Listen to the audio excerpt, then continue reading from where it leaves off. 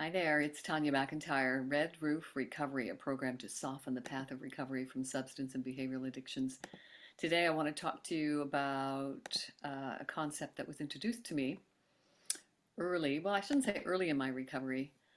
Um, I came to something called SMART, Self Management and Recovery Training, back in 2018 after relapsing in 8 years in 12-step programs. I would relapse 2, 3 times a year for 8 years and was in search of something else, an alternative that could not only prevent me from relapsing and slowly killing myself, but also help my peers in 12-step programs who sometimes didn't return from their relapses. I was going to a lot of funerals and I knew it was just going to be a matter of time before I didn't return from one of mine.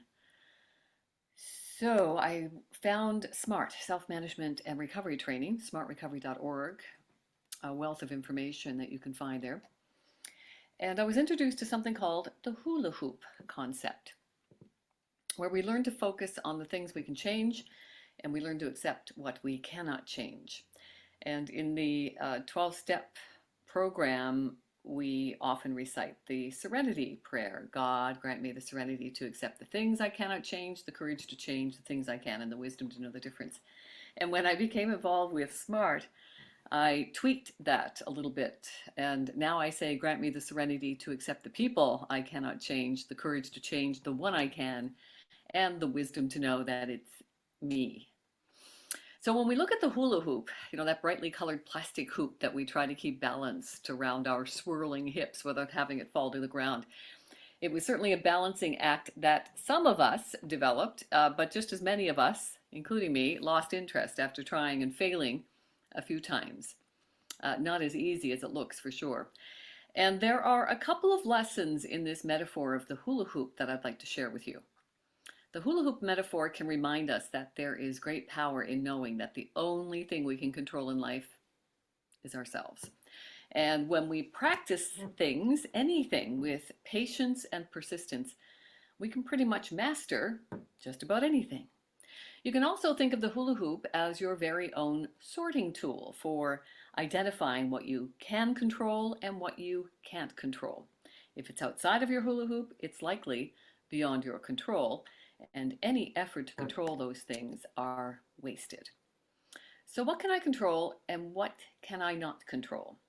Well, within my control are things like my thoughts, my actions, goals I set, my boundaries, what I'm giving my attention, energy, and focus to, how I speak to myself, very important, our self-talk. So we're feeding that self-talk narrative with positive things instead of that negative default, the automatic negative thoughts, the ants that we often refer to that are running around in our head. I've heard people call it the itty bitty shitty committee. I like that one. And something else I can handle is how I am handling challenges. That's within my control. What's out of sight of my control is pretty much everything else. What happens around me, what other people think of me, the outcome of my efforts.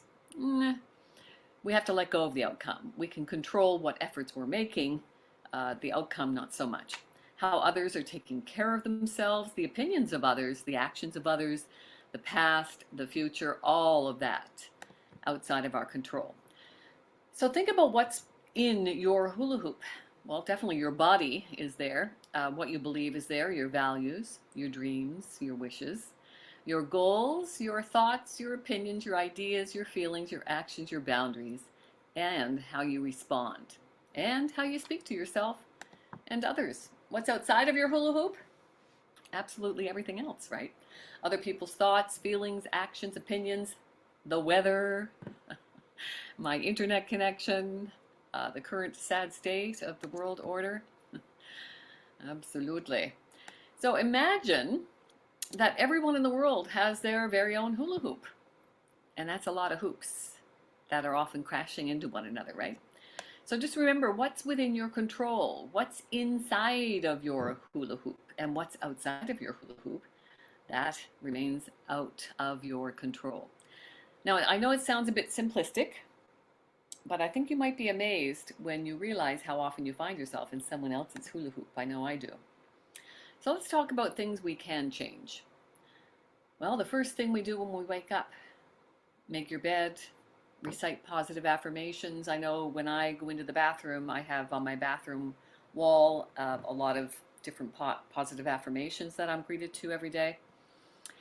And during that time, I often say that structured routine has been paramount in my sustainable recovery.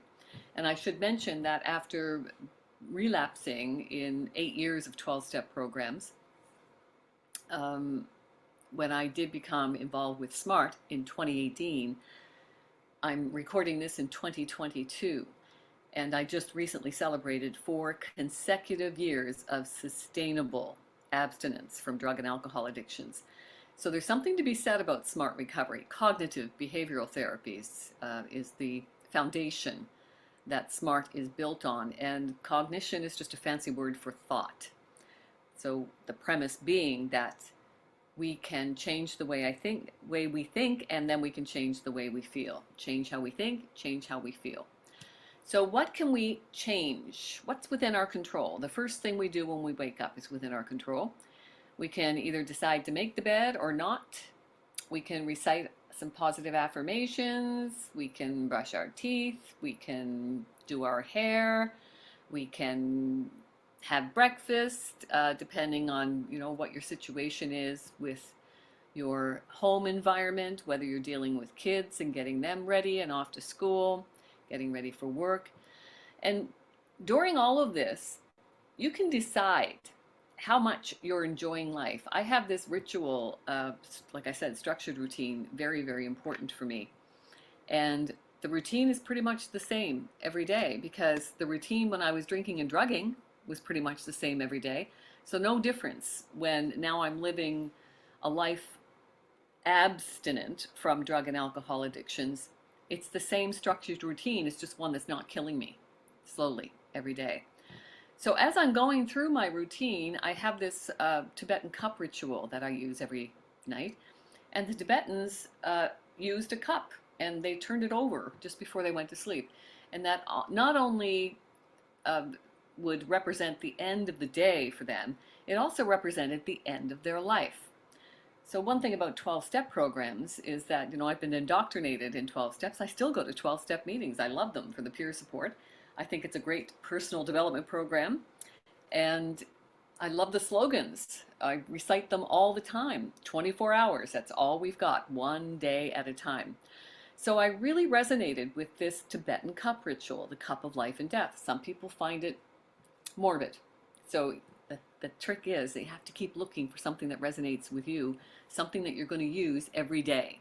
And when you find it, you grab onto that and you do it every day. Recovery doesn't take long. It does not take long. We have bought into this mindset that we have to check ourselves into a rehab for 30, 60, 90, 120 days. It doesn't work. Not for the majority of people. What does work? A persistent willingness to exert consistent efforts to help yourself. That's all it takes. 10 minutes a day. If you dedicate 10 minutes a day to your self-care and recovery program, your rituals, your structured routines, you can sustain your recovery. It's that simple.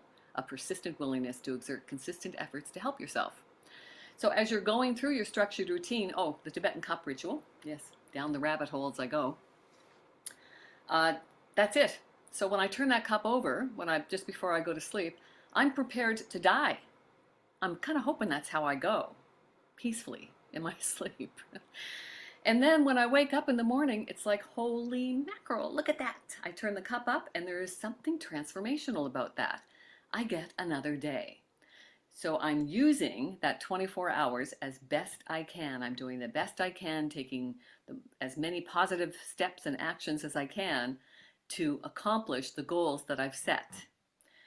And what SMART has done for me is helped me create that structured routine to start to retrain my brain to serve me in healthier ways. The thing about our brain is that it's a chemical organ that runs on about 80 different chemicals.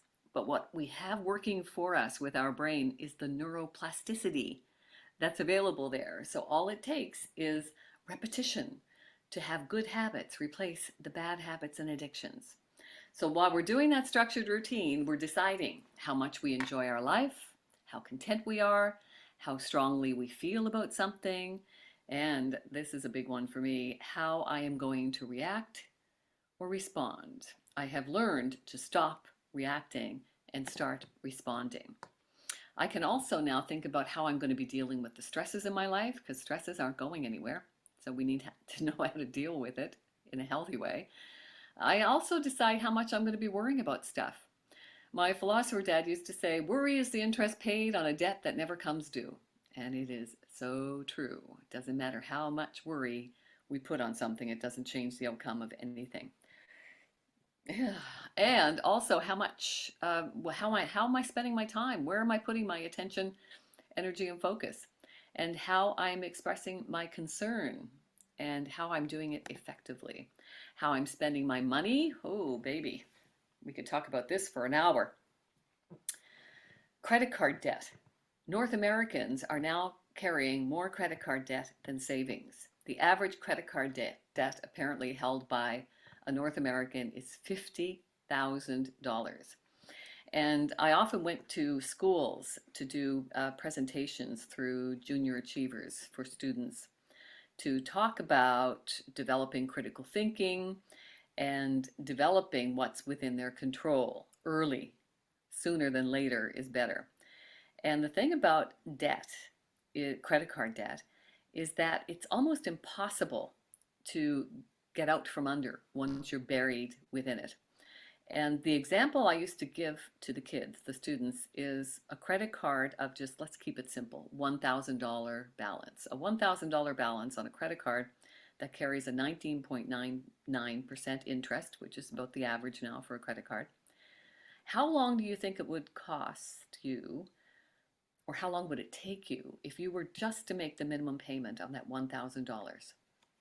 And then I'll have the kids yell out their answers, and some say, oh, 5 years, 10 years. And they're all shocked to know that it will take 25 years to pay off $1,000 making just the minimum payment. It is staggering when you think of it. It's legalized theft. And if you think of it that way, then it might be a little easier for you to delay gratification.